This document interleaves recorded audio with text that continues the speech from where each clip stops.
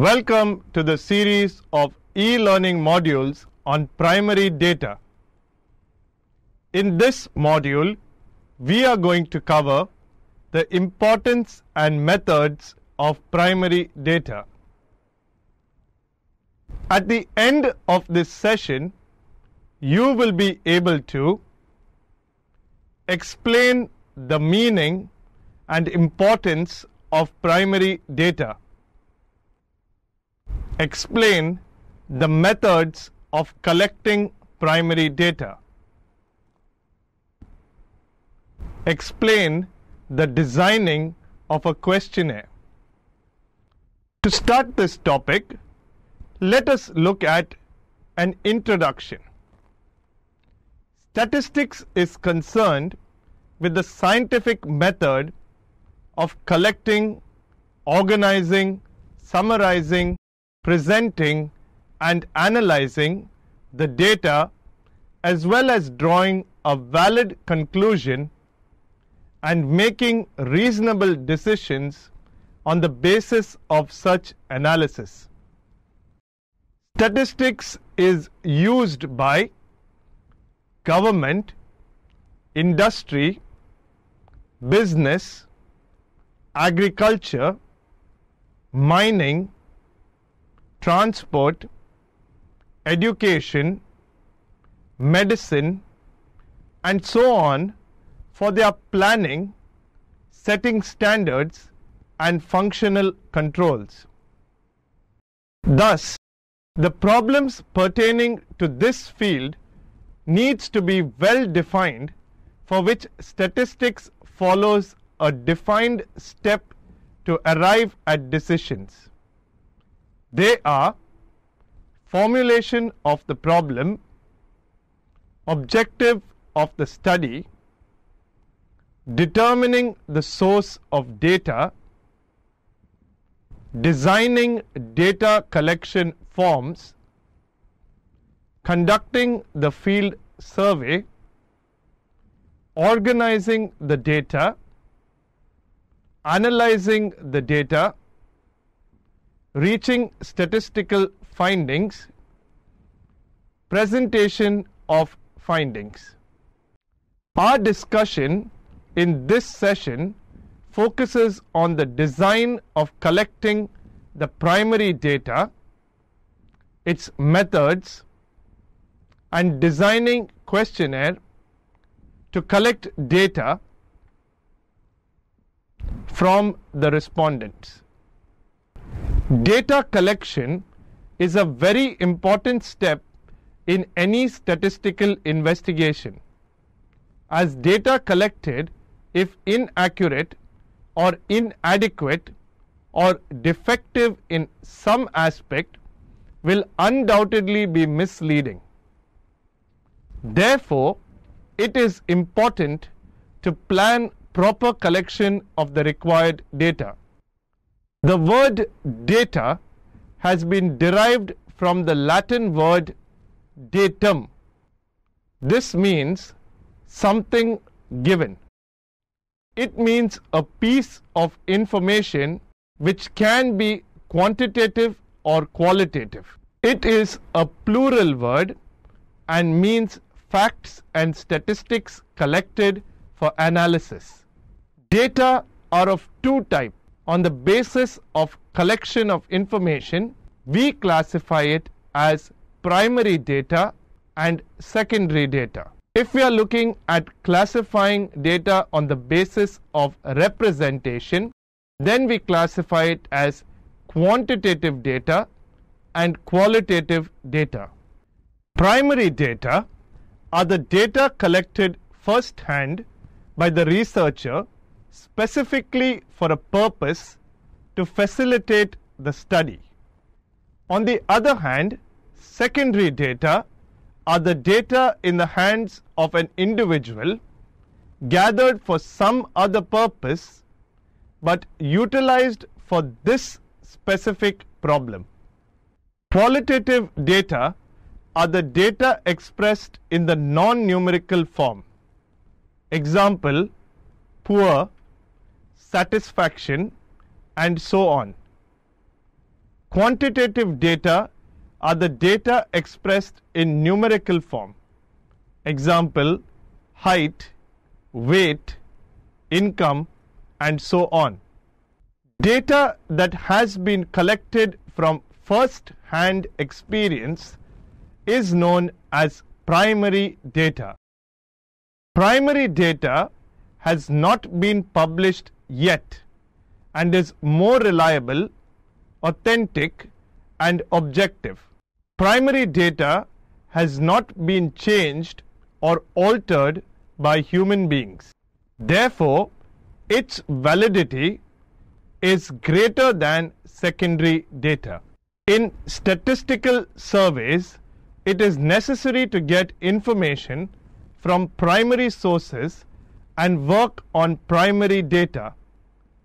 For example, the statistical records of female population in a country cannot be based on newspaper, magazine, and other printed sources. One such source is old, and secondly, they contain limited information as well as they can be misleading and biased.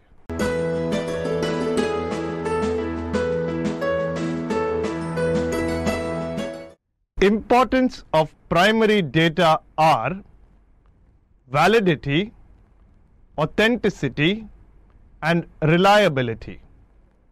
Let us first look at validity.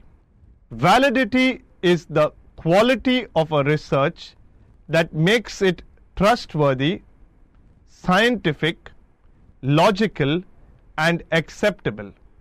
Using primary data in research can improve the validity of research as it is the first-hand information obtained from a sample that is representative of the target population. Let us now look at authenticity. Authenticity is the genuineness of the research. Authenticity can be at stake if the researcher invests personal biases or uses misleading information in the research. Primary research tools and data can become more authentic if the methods chosen to analyze and interpret data are valid and reasonably suitable for the data type. Primary sources are more authentic because the facts have not been overdone. Primary source can be less authentic if the source hides information or alters facts due to some personal reasons. Let us now look at the third point, which is reliability. Reliability is the certainty that the research is enough true to be trusted on. For example, if a research study concludes that junk food consumption does not increase the risk of cancer and heart diseases, this conclusion should have to be drawn from a sample whose size, sampling technique, and variability is not questionable. Reliability improves with using primary data. In the similar research mentioned above, if the researcher uses experimental method and questionnaires, the results will be highly reliable. On the other hand, if he relies on the data available in books and on the internet, he will collect information that does not represent the real facts.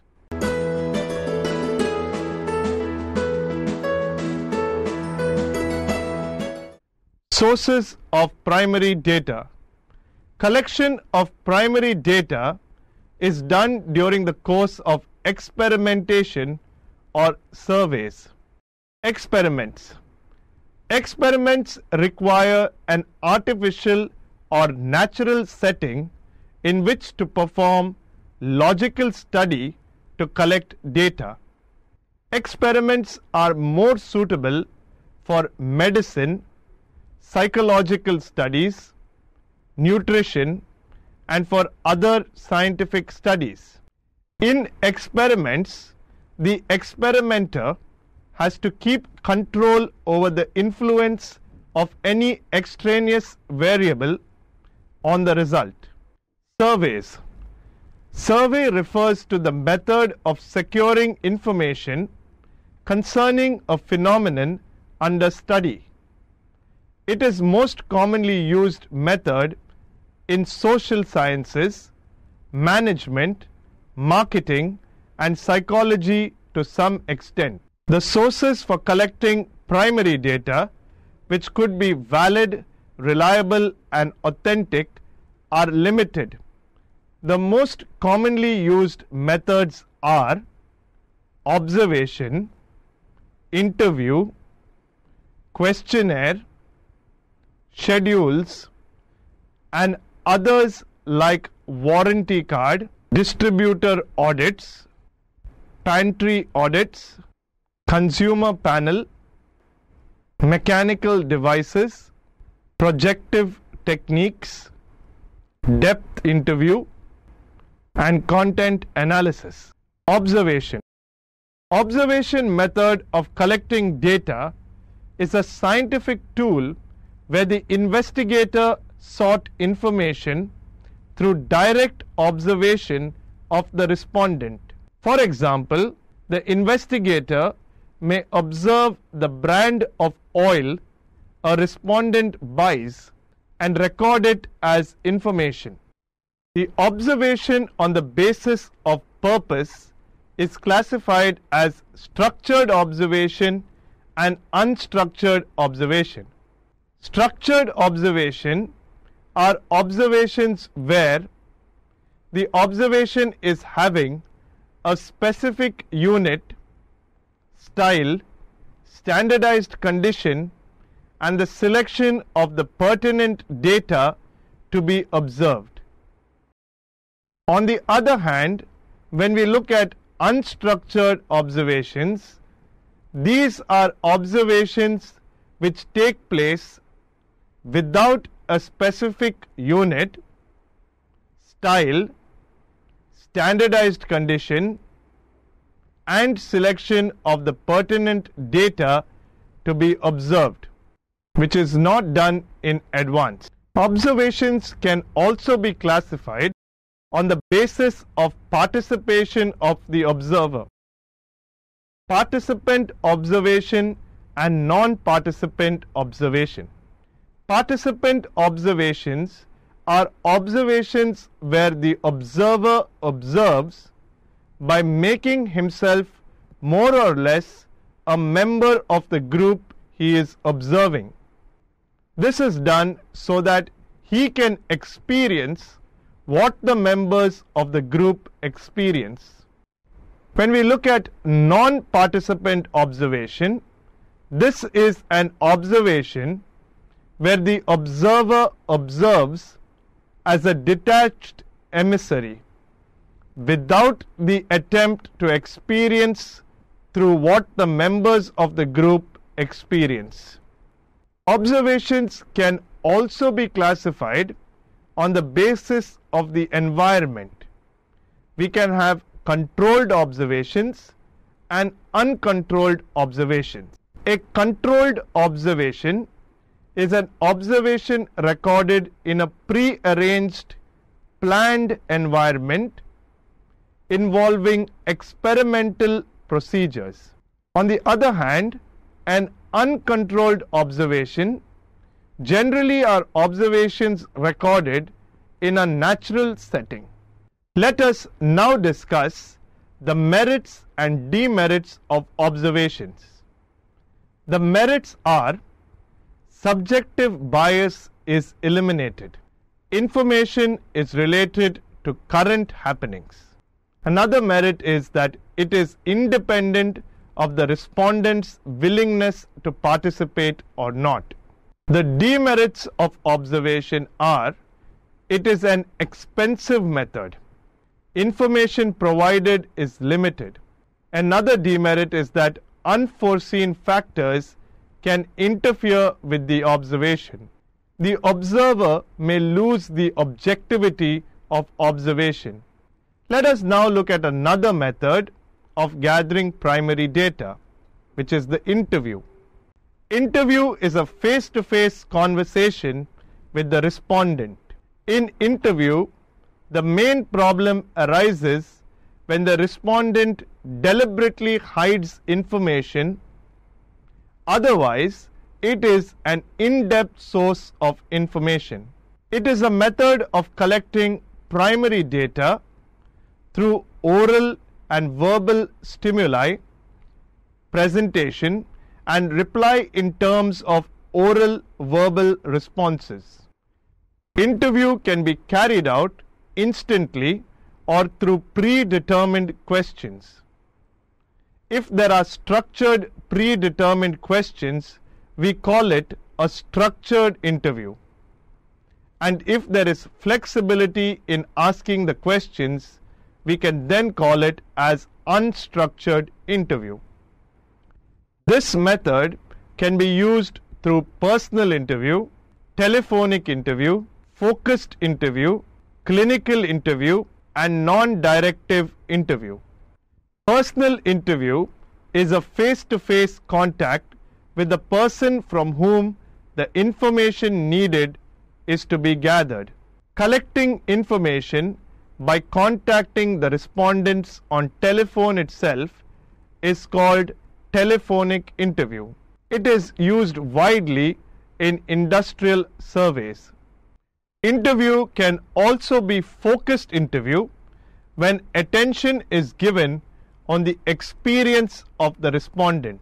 Clinical interview is related to the feelings or motivations of the individual. Non-directive interview, when the respondent is just encouraged to talk about a topic with bare minimum questions. Let us now take a look at the merits of interview. Merits of interview are: more information and in greater depth can be collected. Another positive is that we can overcome resistance, if any, by the respondent. There is also greater flexibility as questions can be restructured. Personal information can be easily obtained. On the other side, we also have a few demerits of interview, which are: it is a very expensive method when large and widely spread samples are taken. Bias of the interviewer as well as that of the respondent can exist. Another demerit is that respondents may not be easily approachable. This method is relatively time consuming when large and widely spread samples are taken.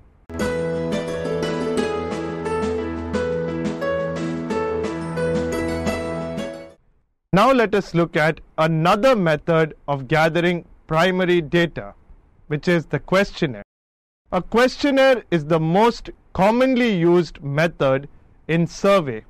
Questionnaires are a list of questions which either has open-ended or close-ended questions for which the respondent gives answers. Questionnaires can be conducted via telephone, mail, live in a public area, or in an institute through email or through fax and other methods. We can classify questionnaires as structured non-disguised, structured disguised, non-structured, non-disguised, non-structure disguised. Having understood the types of questionnaires, now let us look at designing a questionnaire. A collection of data in the primary data format should be extremely careful in deciding what information is to be collected, how many questions to be formulated, sequence of the questions, its wordings, and the layout of the questionnaire. A good questionnaire should also consider the time and effort to be spent and the objective which is to be achieved. The designing of an effective questionnaire in a systematic manner is possible by keeping the following points in mind. Types of information to be collected, types of questions, phrasing of the questions, order of the questions, number of questions, layout of the questions. Let us examine each of these points. Types of information to be collected. The specific information to be collected needs to be predetermined so that the questions can be framed in such a way that it will be able to help us in collecting facts that are relevant, vital, accurate, and manages cost. If there are questions that are irrelevant, then the data collected can be inaccurate. There will also be a raise in total cost and time consumption. Next, let us look at the types of questions. This is the second important point to be considered. We need to understand that the questions are classified into three types. These are open-ended questions, dichotomous questions, and multiple choice questions. Let us now examine the types of questions. Open-ended question. Open-ended questions are questions where the respondent can feel free to answer.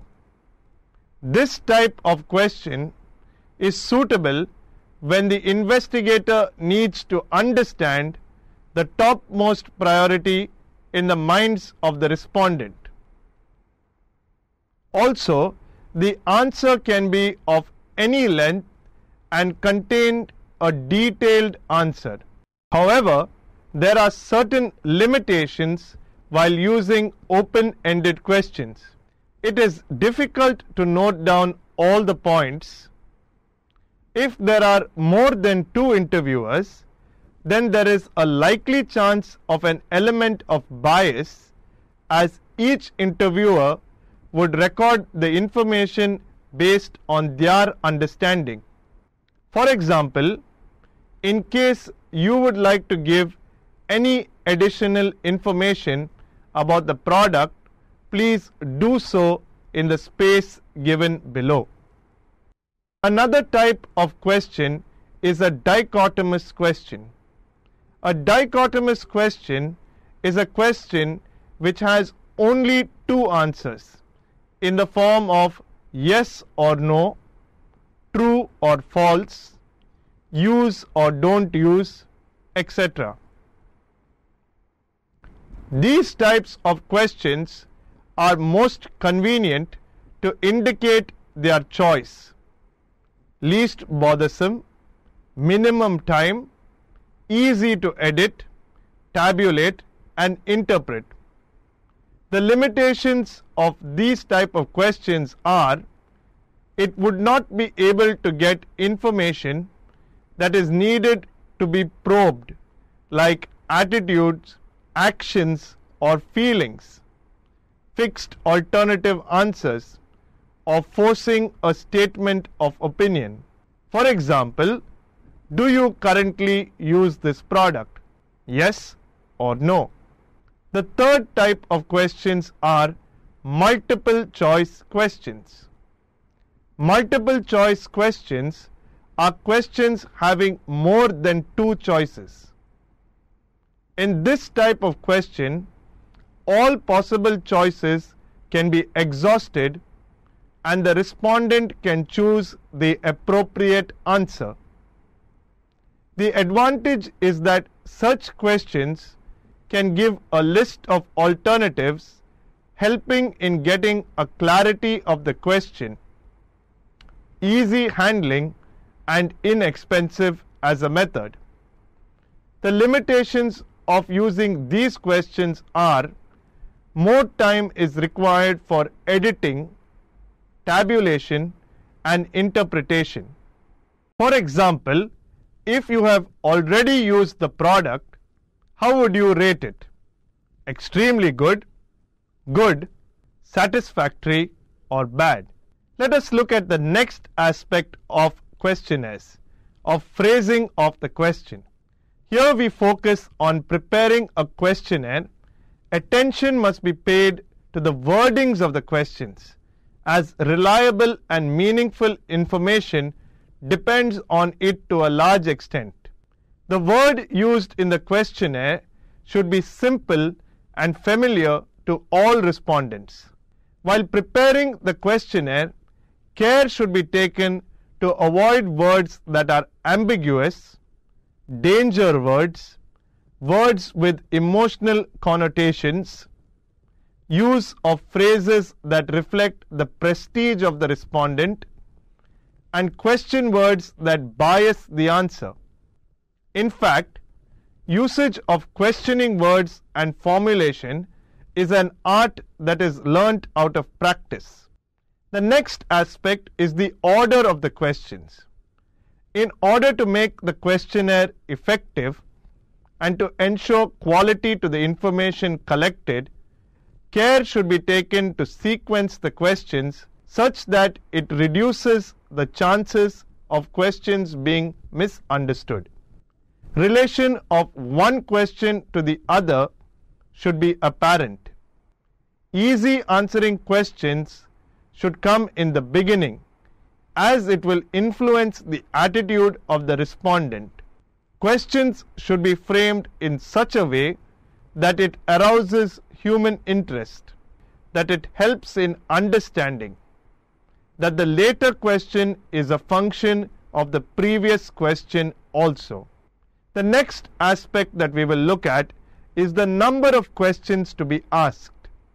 It should be kept in mind that the length of the questionnaire should be decided in such a way that the interest of the respondent is sustained till the last moment to obtain the required information.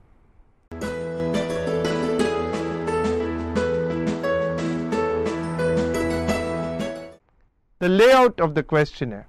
To create a favorable impression in the mind of the respondent, care should be taken to see that the questionnaire is neatly printed.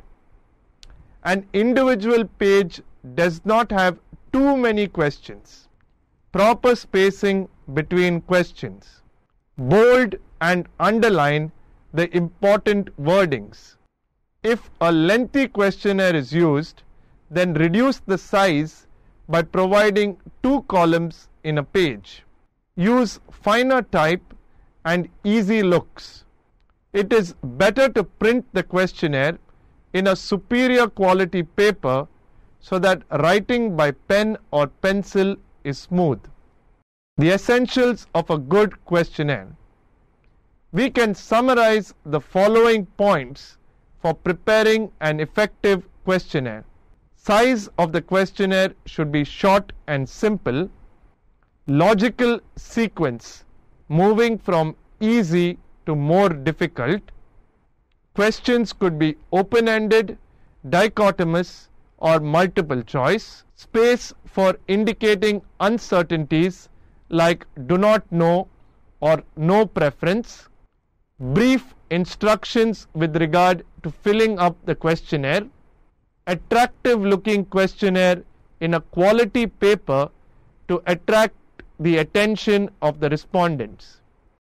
There are also a few things to be avoided while preparing a questionnaire. Avoid usage of technical terms and vague expressions. Avoid usage of difficult questions as its analysis is difficult. Avoid questions affecting the sentiments of the respondent. The merits of questionnaires are low cost when the universe is large and is widely spread geographically. Respondent easily not approachable can also be reached conveniently. Usage of large samples resulting in more dependable and reliable data. The demerits of questionnaires are low rate of return of filled questionnaires due to no response, possibility of ambiguous replies, omissions and misinterpretations of questions, slowest method and difficulty in finding out whether the respondents are true representatives. Schedule. Schedule is a set of questions which is generally filled by an enumerator who is specially appointed for this purpose. The enumerator along with the schedules go to respondents, put the questions from the schedule and records the replies in the space meant for the same in the schedule. In certain cases, the schedule is handed to the respondent and the enumerator helps in recording their answers. Other methods include warranty card, distributor audit, pantry audit, consumer panel, mechanical devices, projective techniques, and depth interview. Let us examine each of these individually. Warranty card. These are postal sized cards which have questions in the printed form placed inside the package along with the product with a request to fill in the card and post it back to the dealer. Distributor audit. This is a method where the retail stores are audited by the salesman and use such information to estimate the market size, market share, seasonal purchasing pattern, and so on. Pantry audit. This is a technique where information is collected by examining the consumer's pantry and data is used to understand the consumer's buying behavior. Consumer panel.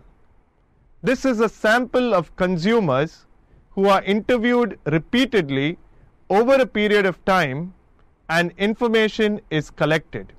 Mechanical devices. This is a method in which devices like the eye camera, pupil metric camera, and psychogalvanometer are used for the purpose of collecting the required information. Projective techniques. These are techniques developed by the psychologists to collect information from the respondent unconsciously, to project his own attitudes or feelings on the subject under study. It plays an important role in motivational researches or in attitude surveys. The important projective techniques are word association tests, sentence completion tests, story completion tests, verbal projections tests, play techniques, quizzes tests, and examination. Depth interview. These are interviews held to explore the needs, desire, and feelings of the respondents. It requires a great skill on the part of the interviewer and involves considerable time. Here's a summary of our learning in this session: meaning and importance of primary data, methods of collecting primary data, designing of a questionnaire.